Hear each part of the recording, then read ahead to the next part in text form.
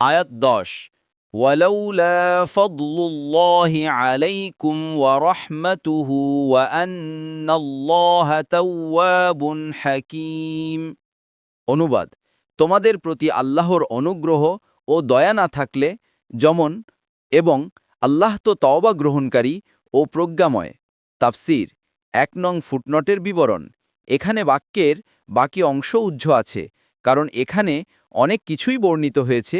যদি আল্লাহর রহমত ও অনুগ্রহ না থাকত, তাহলে অনেক কিছুই ঘটে যেতে পারত। যদি আল্লাহর রহমত না হতো, তবে এই সমস্ত আয়াতসমূহ নাজিল না করা হতো, তবে এ সমস্ত বিষয় মানুষের জীবনকে বিপর্যস্ত করে দিত। যদি আল্লাহর রহমত না হতো, তবে কেউ নিজেদেরকে তওবার মাধ্যমে পবিত্র করার সুযোগ পেত না।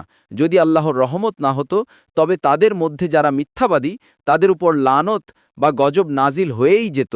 এ সমস্ত সম্ভাবনার কারণেই আল্লাহ তাআলা এখানে উত্তরটি উজ্জ্ব রেখেছেন। দেখুন তাবারি, বাগাউই, ওয়া ফাতহুল কাদির।